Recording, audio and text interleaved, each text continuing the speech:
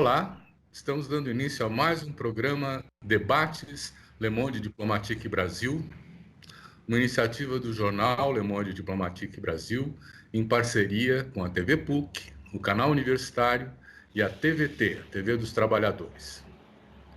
Hoje nós vamos tratar de um tema da hora, assim, todo mundo está discutindo isso, quer dizer, é a presença dos militares no governo Bolsonaro. Essa presença tem sido cada vez mais forte. Hoje se estima que haja alguma coisa como 3 mil militares em cargos de confiança nos ministérios. E a discussão é se vai haver golpe, se não vai haver golpe, se os militares se sujeitam à Constituição, se eles são um poder moderador, como pretendem. E para fazer essa discussão, nós convidamos duas pessoas que são especialistas no tema, que eu vou apresentar agora. A Adriana Marques, muito obrigado pela presença, Adriana, pela disposição de participar. A Adriana é doutora em ciência política, é professora da Universidade Federal do Rio de Janeiro. Ela foi pesquisadora associada no Núcleo de Estudos Estratégicos da Unicamp. É professora assistente do curso de Relações Internacionais da USP, professora do programa de pós-graduação em Ciências Militares da Escola de Comando, de Estado-Maior do Exército, 2011 e 2015, né? E é coordenadora do Laboratório de Estudos de Segurança e Defesa da Federal do Rio de Janeiro. Seu último livro trata da missão do Haiti, a visão dos comandantes. Nós temos a maior satisfação de contar com você nesse debate. Quero também apresentar o João Roberto Martins Filho. Ele é doutor em Ciências Sociais e professor titular do Departamento de Ciências Sociais da Universidade Federal de São Carlos. Coordena, desde 96, o Arquivo da Polícia Militar Ana Lagoa, da Federal de São Carlos.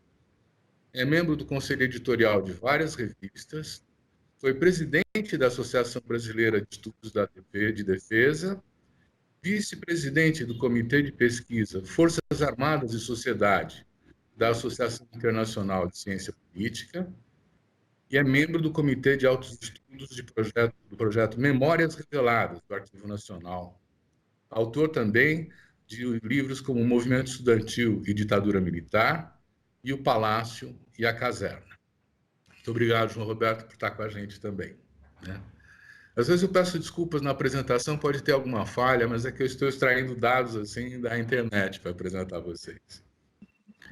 Bem, a questão dos militares tem sido cada vez mais discutida, comentada, e eu penso que nós poderíamos começar com uma abordagem mais ampla para depois ir aprofundando uma reflexão sobre o ideário, as perspectivas, o projeto e tudo mais. Mas eu gostaria de começar com essa menção que eu fiz de que tem 3 mil militares nos escalões de segundo plano, assim, de cargos de confiança do governo federal. E só no GSI, no Gabinete de Segurança Institucional, que é coordenado pelo general Heleno, existem 1.540 militares. Pergunta, Adriana, o que faz tanta gente lá dentro do Palácio do Planalto? Bem, obrigada pelo convite, Silvio, pela oportunidade de poder conversar também com o professor João Roberto. Essa pergunta que você coloca, enfim, esses dados que vêm sendo divulgados pela imprensa agora do número de militares ocupando postos no governo federal, tem causado um certo espanto e preocupação na sociedade civil, enfim, na imprensa. E eu acho que é importante começar dizendo que a gente não tem clareza sobre esse número de militares que estão participando do governo. E eu acho que esse é um ponto importante, porque a gente já pode começar essa reflexão para dizer que a gente está discutindo um tema que é um tema de esse público, mas é um tema sobre o qual se falou muito pouco durante a Nova República. A partir do processo de redemocratização, esse tema das relações entre os civis e militares, ele continuou sendo trabalhado na academia, mas ele foi muito pouco discutido nos espaços públicos, nos quais esse tema deveria ter sido discutido com mais qualidade, com mais profundidade. E agora a gente chega a 2020 sem ter condições de dizer se esses dados que são apresentados agora para a gente são os dados concretos de quantos militares a gente tem de fato no governo ou não. Tanto que o Tribunal de Contas da União parece que abriu um procedimento para saber de fato quantos militares existem exercendo funções civis no governo. Então, acho que isso é um indicativo da situação, do momento político que nós vivemos e como algumas coisas foram deixadas de lado durante esse processo de redemocratização. Esse dado é um dado absolutamente fundamental. Quer dizer, quantos militares da ativa, quantos militares da reserva estão exercendo funções civis no governo a partir de dados que têm que ser disponíveis, que têm que ser fáceis de encontrar. E isso, evidentemente, não é fácil, tanto que precisou o Tribunal de Contas da União fazer um pedido de contagem aí de quantos militares participam do governo. João Roberto, vamos continuar essa conversa, quer dizer, mesmo que a gente tenha alguma diferença em relação ao número, há um número muito expressivo de militares presentes na administração federal, né? Essa questão coloca a pergunta: os militares já tomaram o poder ou eles estão lá funcionando como administrativos de um governo eleito? Bom, antes de qualquer coisa, muito obrigado pelo convite, é um prazer estar aqui. O Gabinete de Segurança Institucional, ele é herdeiro da Casa Militar, né, da presidência. Ele tem uma longa história, tanto é que foi feito um vídeo quando o Etchegóin recriou o Gabinete de Segurança Institucional no governo Temer, que conta uma história de 100 anos, né? Aquele livro, Os 11, que conta a história do Supremo Tribunal Federal, ele fala que perguntaram ao Barroso o que ele achava do Etchegóin, ou ele falou isso sem ser perguntado, e ele falou: eu não sei nada da vida dele, mas ele sabe tudo da minha. Portanto, esse Gabinete de Segurança Institucional, que tem a função de cuidar da segurança do presidente da República, portanto, ele tem que ser mais ou menos numeroso, porque tem todo um esquema de segurança, e, ao mesmo tempo, fornecer ao presidente informações-chave para ele não ser surpreendido. Nisso ele também concorre com a BIM, mas a BIM ela é um órgão que foi criado na democracia e ela é muito regulamentada, a BIM. Uma longa discussão. E o Bolsonaro diz que a BIM é aparelhada. Não é? Por quê? Aparelhada quer dizer que ela é regulamentada, ela não pode fazer qualquer coisa. O Gabinete de Segurança Institucional tinha sido extinto pela Dilma, que ficou bravo que o titular do gabinete não tinha informado, não tinha percebido a espionagem que estava sendo feita no telefone dela, né? Então, ela extinguiu simplesmente, acho que era o general Elito na época, e foi, então, uma das principais, vamos dizer assim, evidências de que os militares estavam voltando, foi a recriação do Gabinete de Segurança Institucional. Com relação ao caráter do regime, minha visão é mais ou menos clara. Isso ficou claro para mim já quando eu escrevi o primeiro artigo sobre o governo Bolsonaro e as Forças Armadas. Eu estava redigindo esse artigo em junho do ano passado, um ano atrás. Não é um governo militar. É um governo cuja uma das características principais dele é o personalismo e a chefia que cabe ao Bolsonaro. Esse governo tem um chefe. E isso tem uma história, que nós já temos 500 dias, ou mais de 500 dias de governo. A história, ela passou pela demissão do general Santos Cruz, há um ano atrás, que era um general que realmente pensava, nós podemos dizer isso com certeza, que ele poderia pessoalmente controlar o Bolsonaro e tutelar o Bolsonaro, dirigir, orientar, e ele foi demitido. Então, dali para frente, o presidente mandou um recado meio, vamos dizer assim, entre aspas, maquiavélico: quem manda sou eu. E quando chega no final do ano, começa a haver uma reaproximação, vamos dizer assim, o espaço dos militares começa a ser mais ou menos retomado, porque eles se retiraram um certo tempo do primeiro plano, mas com as regras já definidas. Quem manda sou eu. Tanto é que qualquer pessoa do governo Bolsonaro tem medo de ser demitida. A gente percebe isso naquela reunião do dia 22 de abril, que ninguém fez nenhuma observação que contrariasse o Bolsonaro. Portanto, o Bolsonaro, inclusive, se privou de ter conselheiros. Né? Ele pode ter conselheiros, mas contanto que eles não aconselhem ele. Tá? Porque senão ele pode ficar bravo. Né? Hoje em dia ele é cercado por algumas pessoas de extrema confiança, que são o general Ramos, o general Heleno, quem é o outro? Que são, e o general Braga Neto, que são pessoas colegas de turma dele, portanto, amigos dele, e o Ramos já disse, a minha primeira lealdade é o Bolsonaro, ele publicou uma carta sobre isso, acho que ele estava sendo muito cobrado, então não se trata de um governo militar, mas se trata de um governo onde os militares são dos esteios do governo. Se os militares saírem, eu acho que desequilibra o governo, mas não é um governo militar. É um governo mais aparentado com alguma coisa, vamos dizer assim, proto-fascista. Né? Tem um líder, e esse líder é o que estrutura mais ou menos esse regime. E, por sinal, a dinâmica do regime. Então, surgiram recentemente algumas referências de que a polícia militar, se tivesse que optar entre a sua fidelidade aos governadores e a sua fidelidade ao presidente Bolsonaro, ficaria com a opção de apoiar o presidente Bolsonaro, né? O que é absolutamente inconstitucional, né? Assim como também uma série de iniciativas desse governo que ferem a Constituição. Há 40 processos de impeachment amontoados acusando o governo de não praticar, em consonância com a Constituição, seus atos de administração pública, né? Quer dizer, nesse sentido, é possível diferenciar, Adriana, as pessoas, os generais, por exemplo, que estão no ministérios, e o corpo do Exército enquanto instituição? A gente pode dizer que a gente sabe, eu acho que o professor João Roberto, enfim, a gente tem discutido isso já há bastante tempo.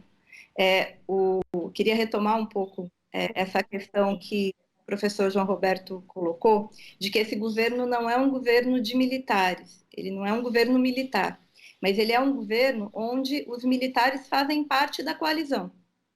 É como se os militares fossem um partido da coalizão.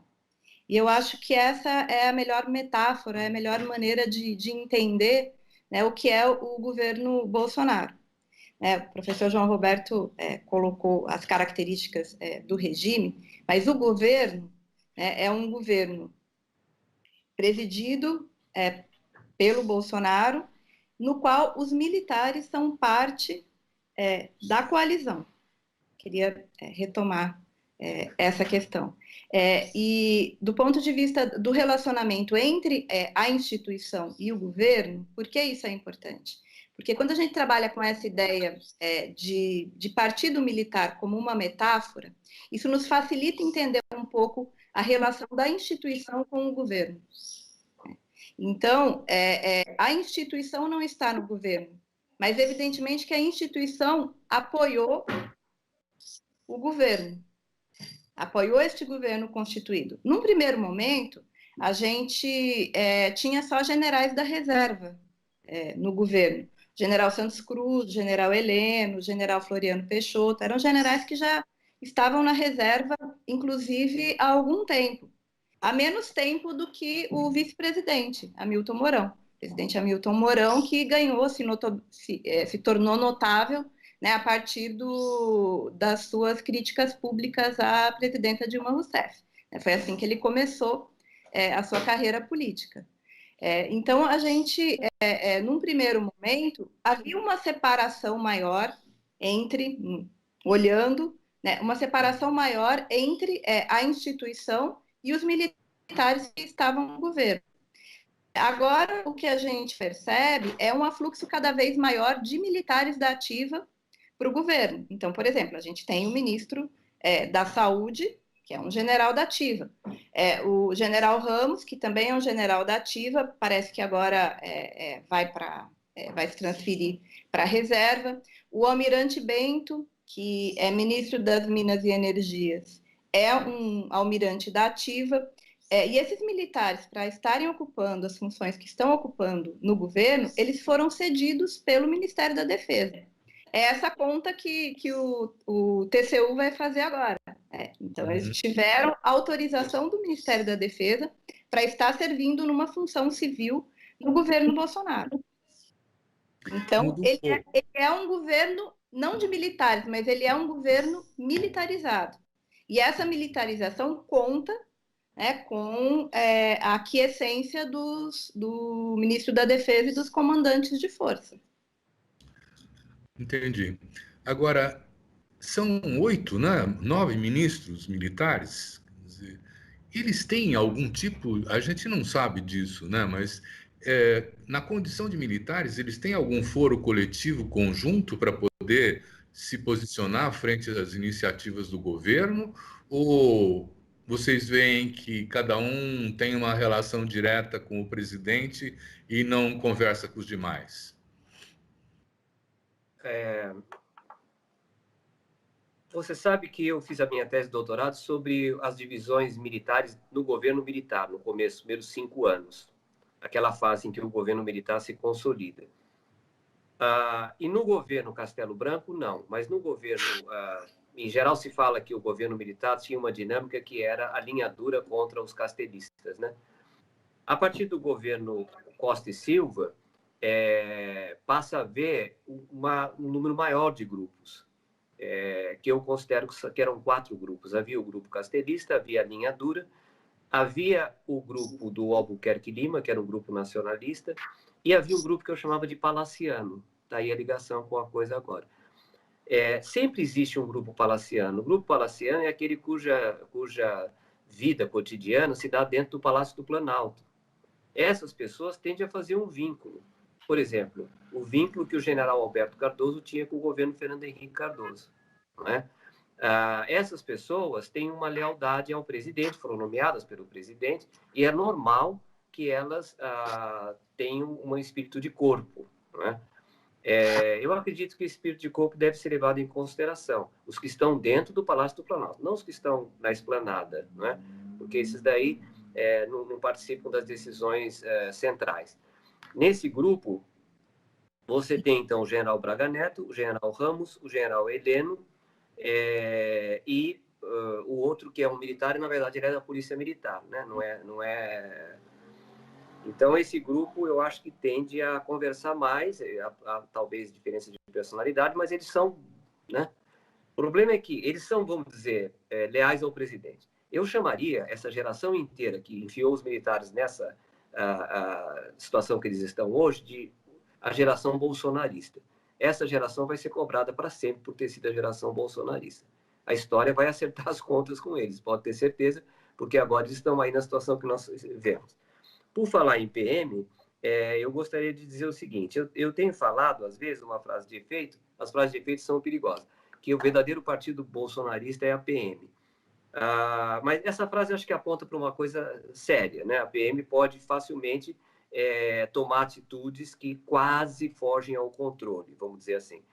Mas uma antropóloga, se não me engano, Jaqueline Dias, se não me engano o nome dela, ela deu uma entrevista outro dia, ela é estudiosa do governo, ela é estudiosa da Polícia Militar, e ela diz que é um pouco simplificado isso. Diz ela que existem mecanismos de controle mais ou menos efetivos das polícias militares pelos governos do Estado.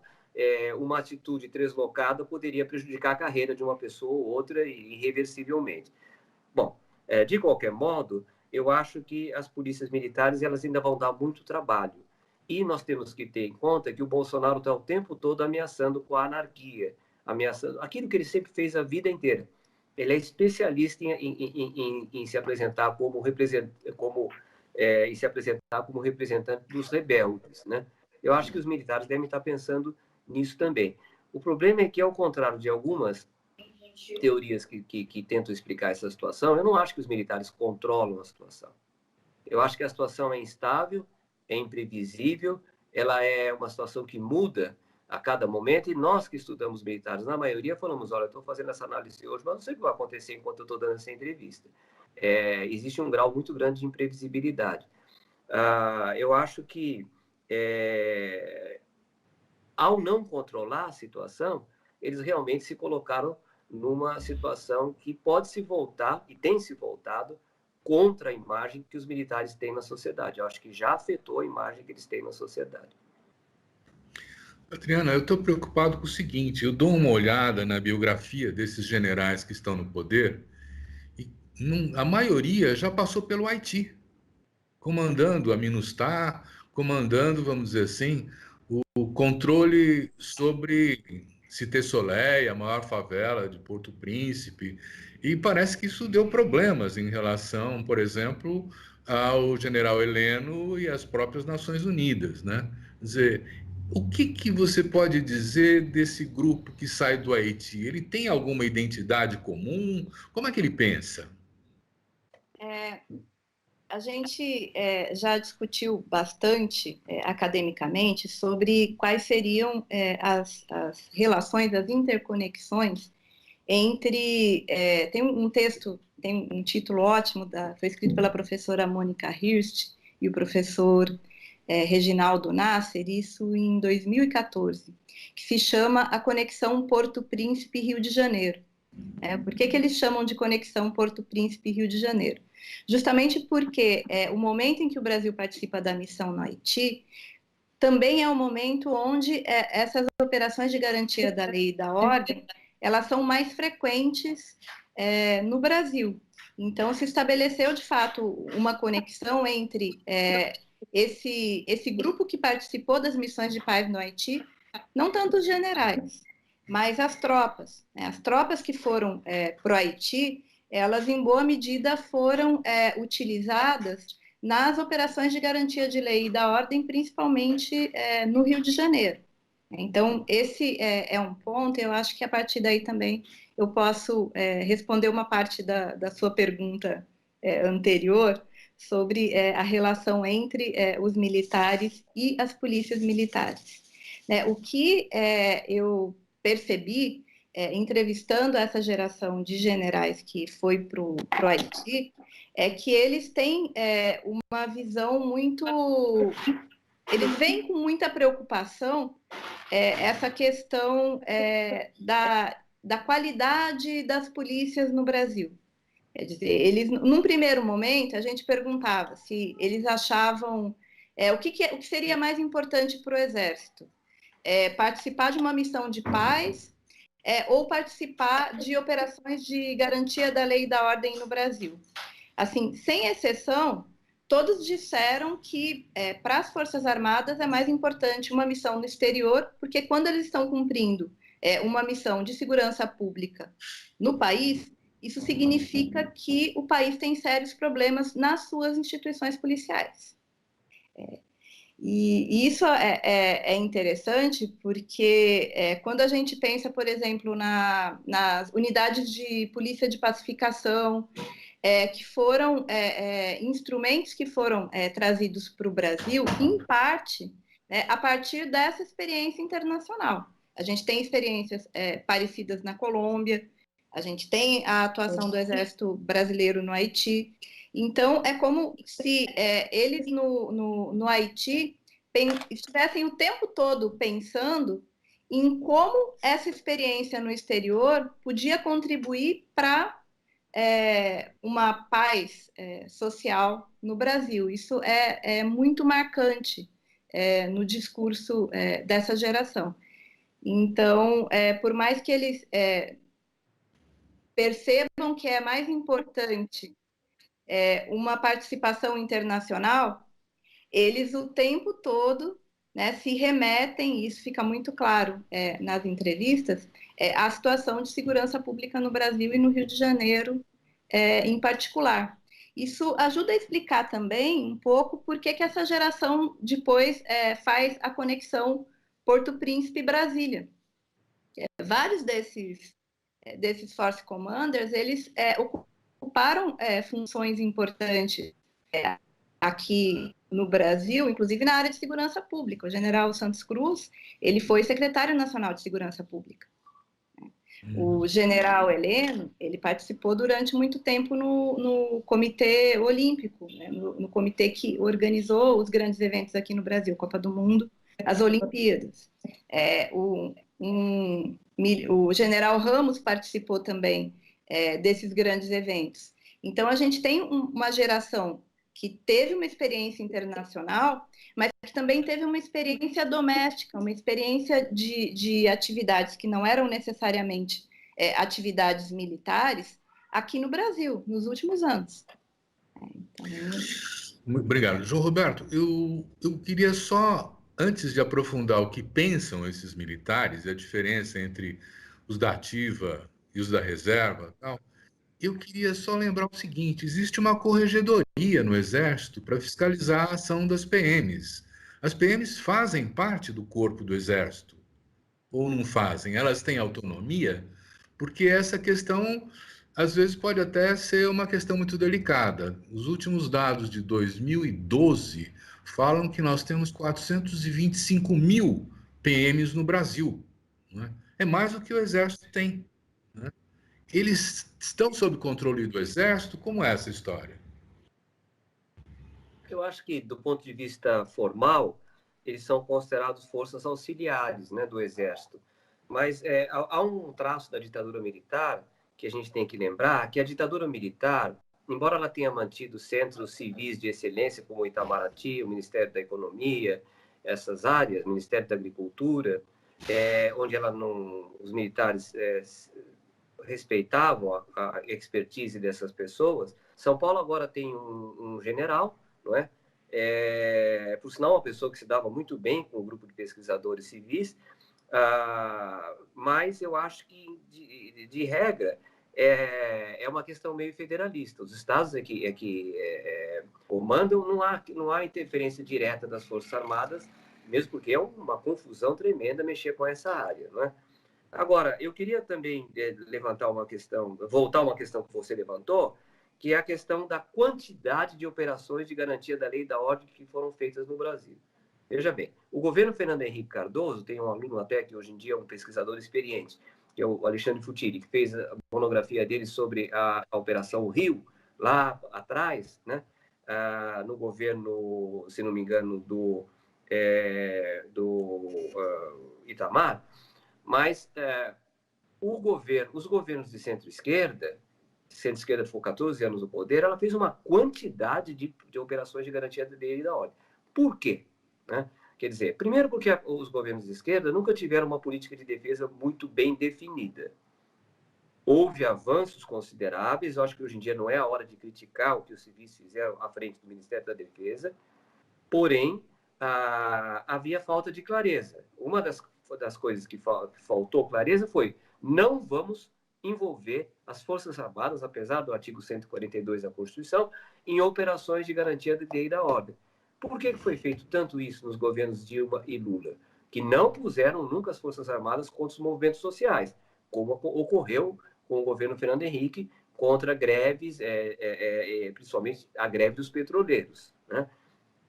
O problema é que, dentro daquele esquema de governabilidade que o PT construiu nos seus anos de governo, ele usou as garantias de lei e da ordem como moeda de troca dentro da coalizão. Então, dentro da coalizão, o governo atendia os pedidos de governadores aliados, colocando em segundo plano o risco que isso trazia para as Forças Armadas, embora na Constituição o governo não devia ter usado isso daí. Até chegar o momento que, com os grandes eventos, e a grande oposição que havia aos grandes eventos por parte, vamos dizer, da extrema esquerda, aí a Dilma foi obrigada, inclusive obrigada, entre aspas, a pedido de alguns militares, a criar a lei antiterrorismo, que foi amenizada, mas que é o que eles usam agora o tempo todo. Então, há um problema aí. Vamos reconhecer que o Ministério da Defesa devia ter se colocado claramente contra as GLOs.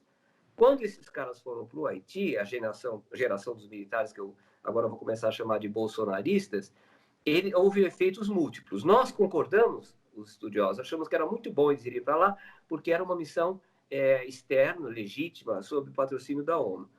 Mas não demorou, a Adriana sabe muito mais do que eu sobre isso, mas eu me lembro que, na época, os militares foram, segundo documentos militares, porque eles achavam que era para o governo brasileiro era uma forma de fortalecer o pedido do Brasil de fazer parte do Conselho de Segurança da ONU, mas para os militares era uma maneira de mostrar que eles eram um exército moderno e profissional para o mundo, né? Bom, mas acontece que a história pesa. E chegando lá, não só eles ficaram cada vez mais orgulhosos, apesar dos percalços, teve um general que se suicidou, etc. e tal, mas apesar dos percalços, isso aumentou muito o auto-orgulho deles. Um efeito parecido com o que fez a Escola Superior de Guerra nos anos 50. Eles passaram a ter uma noção de importância maior. Acho que a Adriana concordaria com isso. E logo eles estavam fazendo a conexão com uma missão que eles poderiam ter, que eles aprenderam no Haiti e poderiam usar no Rio de Janeiro. Mas não foi para isso que eles foram lá, não é? Então, essas coisas todas, junto com essa questão dos grandes eventos, fez com que a centro-esquerda tenha cometido um erro grave aí nesse ponto, né? Acabou, inclusive, né, com salários muito altos na época, criando esses generais que ficaram orgulhosos do Haiti, orgulhosos porque eles criaram a segurança, por sinal, deve ter sido muito bem feita, dos Jogos Olímpicos, tá? Mas havia ali também não só generais, havia muitos civis do aparelho de segurança do Estado. Basicamente é isso. Adriana, obrigado. Adriana, essa geração bolsonarista que está sendo definida pelo João Roberto como sendo os militares que estão no governo, nós estamos... É o pessoal da reserva ou é o pessoal da ativa também? Há diferenças de pensamento entre quem está na reserva e quem está na ativa? Mas eu queria retomar um pouco o que o João Roberto tinha colocado, porque é fundamental, ainda voltando para essa influência do Haiti na participação política dos militares brasileiros. Porque quando o João Roberto coloca essa questão de que eles foram para o Haiti para projetar a questão da inserção internacional do Brasil, né? A ideia era projetar, né, o Brasil como um país que poderia ser provedor de paz, provedor de bens públicos no sistema internacional. Era um outro momento internacional, né, era um outro momento para o Brasil, era um outro momento da nossa política externa. Né? Então, esse foi um lado. Né? O que a classe política viu de benéfico nisso não foi a questão da projeção internacional do Brasil, mas essa capacitação que as tropas tinham no Haiti para lidar com as questões domésticas, com as questões de segurança pública. Então, a gente tem, nesse momento, uma demanda muito grande dos governadores para operações de garantia da lei e da ordem, que foi uma demanda que eu concordo com o João Roberto. Né? O governo federal não foi capaz de naquele momento, dimensionar as consequências que isso poderia ter. Só uma questão interessante, quando houve as Olimpíadas, quando começaram os grandes eventos no Brasil, não havia uma legislação sobre operações de garantia da lei e da ordem muito consolidada. Os mandatos para participação ali militar nessas operações de garantia da lei e da ordem, como é que seriam os mandatos? Quem escreveu esses mandatos foram os oficiais que voltaram do Haiti. Uhum. Então, o general Elito, que ele deu para a gente, ele inclusive colocou, ele falou assim, olha, né, a gente teve que trabalhar essa legislação, porque uma coisa você atuar fora do seu país, outra coisa é você estar no ambiente doméstico. Então, isso tudo foi feito e eles fizeram sem que isso fosse supervisionado, né, pelo governo federal. O general Elito, nessa época, era chefe do Gabinete de Segurança Institucional, né, ele sentiu a necessidade de trabalhar essa legislação e trabalhou. Isso não foi uma preocupação do governo. A preocupação do governo era ter um ambiente ali estável para a realização dos grandes eventos. Então, isso eu acho que é uma coisa importante de ser dita. Eu me lembro, inclusive, que quando teve a ocupação militar das favelas do Rio de Janeiro, né, pelo Exército, né, havia uma série de reflexões que diziam que aquele know-how de impor o controle e de impor o terror, ele foi desenvolvido pelo Exército Brasileiro no Haiti, né? Pela truculência com que tratou a questão de lei da ordem lá, né? É uma coisa assim a observar. Mas eu queria também ver, porque na época da ditadura, até 85, nós tínhamos um conjunto de militares nacionalistas, né, que tinham um projeto de desenvolvimento, a ideia do Brasil potência, não é? E hoje em dia a gente vê um alinhamento com os Estados Unidos, uma perda de autonomia muito impressionante. Como é que você vê isso, João Roberto? Hoje em dia a gente tem muito um tipo, esses generais bolsonaristas tem um dos traços que eles têm, como eles estão atuando num regime democrático, embora limitado, eles usam muito a imprensa para defender suas ideias, sempre em off. Então, sempre que aparece uma versão crítica, que em grande medida nós estamos fazendo isso, desde junho do ano passado, mais ou menos, nós estamos constantemente falando o que está acontecendo no setor militar, porque a imprensa tem solicitado muito a gente, aqui do Brasil e fora do Brasil. E nós temos grupos que estão praticamente com visão, vamos dizer assim, uma visão coletiva sobre o que está acontecendo. Então, muitas vezes você vê que eles estão respondendo a coisas que a gente está criticando. Uma delas é essa, quando a gente fala, porque às vezes a gente fala as coisas de uma forma direta, né? Depois pode ter mais nuances. Uma das coisas que a gente tem falado é não existe mais nacionalismo nas Forças Armadas. É uma colocação provocativa e que, de certa modo, é paradoxal, né? Como é que pode Forças Armadas que não tem nacionalismo? Mas vários pesquisadores de respeito têm falado isso. O governo militar teve um dos governos que foi mais alinhado com os Estados Unidos, que é o governo Castelo Branco. A partir daí, há uma série de tensões com os Estados Unidos que culminam em 77 com o rompimento do acordo bilateral entre Estados Unidos e Brasil.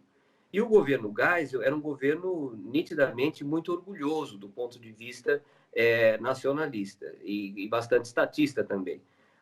Depois que termina o governo Geisel e com a ocorrência da Guerra das Malvinas e a posição que o Brasil tomou de, vamos dizer assim, apoio, né, discreto à Argentina, aí o governo Reagan faz um esforço para conseguir que o Brasil volte a ter aquela aliança que supostamente tinha com os Estados Unidos. Mas o governo brasileiro não se aproxima mais dos Estados Unidos. Tá? Depois do fim da Guerra Fria, ocorre um período que hoje em dia parece meio estranho, que foi os militares muito nacionalistas defendendo a Amazônia e achando que o principal inimigo era os Estados Unidos. Tá? Isso mudou, né? O que os militares bolsonaristas fazem é que eles se definem muito em relação de oposição à esquerda comunista, que eles falam, que é a centro-esquerda, né? Uma esquerda moderada, tranquila, calma, democrática, não tem nada a ver com comunismo, isso daí. Mas eles, hoje em dia, eu diria que eles são muito mais neoliberais, o que era impossível de imaginar. Quem era liberal na época do governo militar era o Roberto Campos, né? Que foi muito importante no governo Castelo Branco. Mas depois até estava vendo, ele escreveu memórias de 1978, dizendo que as ideias dele estavam completamente fora da pauta, né? E o que ocorre é que, de certa maneira, os militares hoje em dia são muito influenciados pelas ideias neoliberais. Eles não gostam que alguém fale isso, porque isso convive com uma defesa meio radical da Amazônia, né? Que está havendo uma tentativa de abordagem direta na Amazônia, essa coisa toda. Mas eu diria o seguinte, os militares têm que nos explicar ainda como é que eles conseguem conviver com um governo tão submisso ao governo Trump nos Estados Unidos. Essa é uma explicação que um dia eu gostaria de ouvir, né? Eu não sei se eu teria mais disposição para fazer o que eu fiz, a Adriana sabe bem, desde a fundação da ABED, que é criar laços com os militares para democratizar a política de defesa. eu vou deixar isso para a próxima geração, a geração da Adriana. Eu não tenho mais paciência. Depois de ver como que esses militares se deslocaram em direção ao Bolsonaro, com esses daí, pelo menos, eu não vejo diálogo possível. Mas isso vai ter que ser feito um dia por alguma outra geração. Eu diria que eles tiveram grande influência dos cursos que a Fundação Getúlio Vargas e a Fundação Dom Cabral deu no meio militar, né? E eles foram ficando cada vez menos nacionalistas, embora para eles seja uma ofensa tremenda dizer que eles não são nacionalistas. Mas o que eu posso fazer? Eles é que expliquem para a gente o que está acontecendo. Uhum. Adriana, por favor, você pode identificar se existem diferenças de pensamento dentro do Exército ou entre as diferentes forças armadas? Estava ouvindo o professor João Roberto falar sobre essa questão do nacionalismo e a influência na formação dos militares. E sabe que eu fui recuperar, estava até olhando na biografia dos generais que a gente entrevistou e que participaram da missão no Haiti, e depois fui olhar um pouco também o currículo. Alguns, acho que a partir de 2005, né, a gente vê que o Exército Brasileiro começa a oferecer para os generais que estão no curso de Política e Auto-Administração do Exército, eles oferecem, além de um curso no Exército, um MBA executivo na Fundação Getúlio Vargas. E eu fui olhar um pouco o que é que eles estudam nesse MBA. E é um MBA de gerenciamento de projetos. É uma coisa parecida com o que os meus alunos na UFRJ, que tem disciplina de gerenciamento de projetos, assim, não é nada muito, muito diferente disso. Eu estou dizendo isso porque os militares do Exército, em particular, que fizeram esse curso, eles são um quantitativo muito pequeno dentro do Exército para a gente conseguir evidências empíricas de que, por exemplo, a participação nesse curso em particular tenha influenciado o pensamento dessa geração de militares. Por que eu digo isso? Porque eram 40, parece que agora são 50 generais. Desculpa, 50 coronéis. Não são todos que vão depois se tornarem generais, é um quantitativo muito pequeno. E agora, eu até fui procurar, nos últimos anos, os oficiais têm feito esse curso logo que eles são promovidos a coronel. Isso é uma coisa importante, porque significa que eles vão ficar mais tempo no Exército. Quando esses cursos começaram a ser oferecidos, os coronéis que faziam esses cursos, eles já estavam praticamente, ou seriam promovidos a generais, ou iam para a reserva. Então, assim, o impacto disso, se a gente pensar no Exército como organização, é muito pequeno.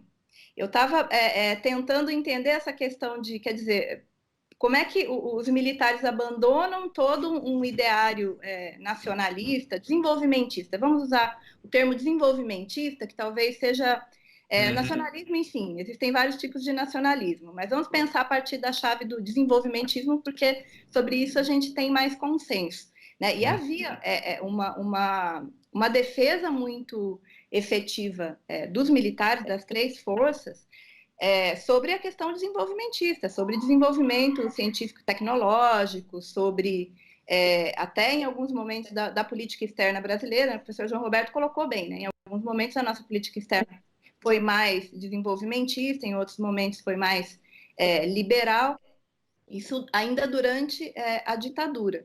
E quando a gente vê hoje esse apoio muito próximo desses militares que estão no governo a esse ideário neoliberal, né, a gente fica pensando, mas o que aconteceu nas Forças Armadas? Quer dizer, esse gerencialismo, ele se espraiou na organização militar, e aí, quando a gente vai procurar evidências empíricas disso, fica difícil encontrar. Né? E eu vou dar um exemplo que eu acho que é o melhor exemplo.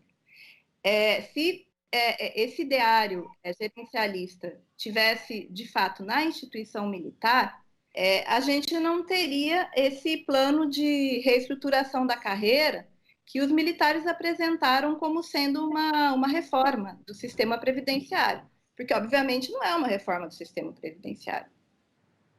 Então, assim, não tem nada de gerencialista nisso. Então, o que eu digo assim, é se esses cursos tivessem tido, né, a influência que às vezes a gente imagina que tem na instituição militar, talvez a gente visse um outro comportamento. Eu vou pegar o exemplo do exército chileno, porque lá eles adotaram, de fato, né, esse ideário gerencialista. Lá, de fato, eles incorporaram o neoliberalismo e a gente consegue ver evidências empíricas disso na própria organização. Eu vou falar do exército que eu conheço mais, mas a organização do exército chileno. Eles se organizaram de acordo com esse ideário neoliberal.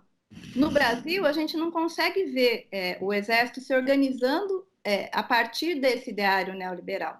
Aliás, muito pelo contrário, o que a gente vê é aumento de efetivo, demanda por melhores salários. Eles não discutem essa questão da racionalização, né? Esses processos de transformação organizacional, eles exigem racionalização. Eles exigem aquilo que o Paulo Guedes queria, né? Cortar funcionalismo público. Cortar funcionalismo público, quando a gente traduz isso para as Forças Armadas, significa que eles iam ter que cortar na própria carne. Eles não estão dispostos a cortar na própria carne. Isso para a gente, academicamente, é complicado dizer que há uma relação mecânica entre esse ideário neoliberal e o que acontece dentro das instituições militares. Mas o que fica evidente é que os militares que foram para o governo, e num primeiro momento eram os militares da reserva, eles aderiram a esse discurso neoliberal. E, na minha opinião, eu acho que eles aderiram a esse discurso neoliberal, talvez nem tanto por convicção, mas porque isso era o oposto da centro-esquerda, que eles identificam como a força política que não pode voltar ao poder. Então, assim, como é que a gente evita que essas pessoas votem ao poder? Com o outro grupo. O que esse outro grupo defende? Defende o liberalismo, as privatizações. Então, ok. Então, nós defendemos isso também. Muito obrigado. Olha, eu tenho aqui um dado de que o general Floriano Peixoto, ele foi assessor militar brasileiro em West Point, nos Estados Unidos, né? Como é que é a relação das nossas Forças Armadas com os Estados Unidos? Tem havido generais indo fazer especialização lá? Essa influência mais neoliberal, ela tem origem por ali? Como é que vocês veem isso? Olha, eu prestei maior atenção nas observações que a Adriana fez. Realmente, essa ligação entre alguns cursos e uma nova ideologia, ela pode ser questionada, mas a própria Adriana usou o termo gerencialismo e o termo neoliberalismo.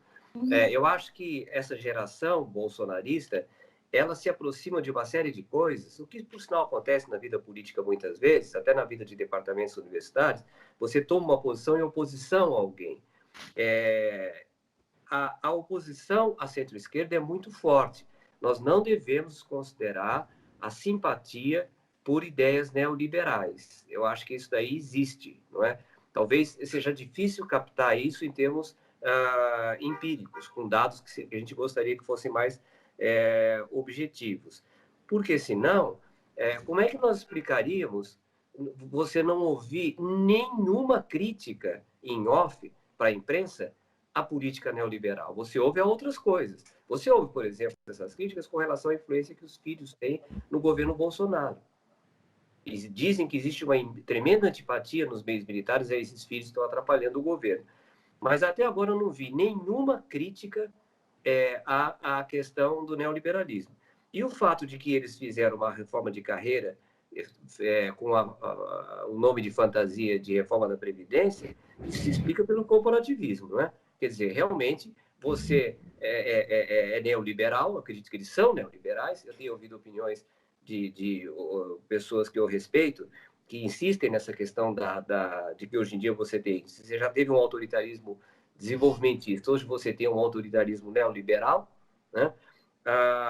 Não ouvi até agora nenhum militar da reserva, que ele pode falar, porque ele é da reserva, criticar o neoliberalismo. Na verdade, é muito difícil ver qualquer crítica ao governo Bolsonaro. Então, eu acho que tem alguma coisa importante por aí, e que essa questão que você colocou da ativa e da reserva, no momento, nós não estamos vendo grande diferença entre posições da ativa e da reserva, porque a gente acha que filtraram para dentro da ativa posições que antigamente eram da reserva. Não é? E, por outro lado, é evidente que o comando do Exército, que era do general Vilas Boas, foi quem cohonestou a candidatura a Bolsonaro. Não é uma coisa que foi um oficial aqui, outro oficial ali. O comandante, a partir do momento que a Dilma se afasta, porque até aí ele não falava, aí ele começa a falar com frequência cada vez maior, né? Até chegar o momento que, quando o Bolsonaro participa da transferência do comando, que ele, Vilas Boas, passou para o seu sucessor, essa transferência, ele fala que se o governo Bolsonaro significa para eles, militares, o fim do politicamente correto, o fim do pensamento único. Ora, e o Bolsonaro, muito traiçoeiramente, diz que nunca vai revelar o que ele conversou com ele, mas já está revelando que conversou com ele, né? O Bolsonaro é um perigo, né? Tudo que você conversa com ele pessoalmente, ele depois revela em público. Então, eu acho que esses militares estão tomados por uma oposição à esquerda e uma obsessão com uma coisa que não existe mais, que é o comunismo. Isso daí é um traço dessa geração, né? A outra geração ainda tinha comunismo, né? Tinha União Soviética, tinha a China. Hoje em dia, essa geração está lutando contra fantasmas, né? É um traço do Exército, procurar o inimigo, né? Quer dizer, a lógica de defesa dos interesses nacionais, quer dizer, na medida em que não tem ameaças de guerra de curto prazo em volta, quer dizer, o próprio inimigo pode ser constituído como um inimigo interno, não é? Que aparentemente tem alguma relação com a nossa conversa. Mas vocês tocaram também o tema do corporativismo, né? E eu queria saber, esses militares que estão no governo, eles continuam recebendo o seu soldo e, além disso, recebem também o salário de cargos em comissão ou não? Se eles continuam, eles são oficiais da reserva e a função que eles exercem civil é uma nova função. Eles estão acumulando salário, até onde eu sei. O limite é o teto do Supremo Tribunal Federal. Não sei, é uma discussão sobre isso, né? Quando começou, inclusive, essa discussão sobre reforma da Previdência, eu acho que houve alguma declaração, né? Começou a se discutir muito que o salário das Forças Armadas em relação aos outros poderes da República estava defasado, enfim. A discussão foi um pouco por aí. Mas, voltando para essa questão do corporativismo, eu acho que isso é fundamental, porque o ponto que eu queria colocar quando eu falei dessa dificuldade de a gente, às vezes, encaixar o pensamento militar com algumas categorias que a gente pensa para outros grupos políticos, é justamente isso. É o peso do corporativismo, é o peso da formação endógena que eles têm. Então, assim, eles de fato incorporaram esse vocabulário neoliberal, eles incorporaram o vocabulário do gerencialismo, eles incorporaram uma série de coisas, mas eles filtram isso, e o que a gente percebe é que eles filtram e usam isso o que pode ser favorável à corporação. Então, assim, o pensamento corporativo é o limite, o pensamento corporativo é o que vai organizar a ação deles. Por isso que eu acho que o conceito de partido militar é interessante para pensar essa participação dos militares no governo. Então, o professor João Roberto colocou algumas coisas que são muito importantes assim do pensamento militar. A questão da Amazônia. Então, os militares têm, independente de serem da reserva, da ativa, independente das divisões que eles possam ter, uma posição muito clara em relação à Amazônia. E eles não vão se afastar disso. Eles têm algumas posições claras sobre várias outras questões, e disso eles não se afastam. Nas outras questões, eles vão compartilhar com o presidente ou com outros grupos, mas eles não se afastam de uma mentalidade cristalizada, uma mentalidade que é muito pouco permeável, na verdade, ao que vem do mundo exterior, da academia. Até essa questão dos cursos da FGV, eu retomei mais para fazer esse ponto. Eu acho que, na verdade, tem uma influência muito pequena, porque eles são muito corporativos ainda, porque o processo educacional é muito corporativo.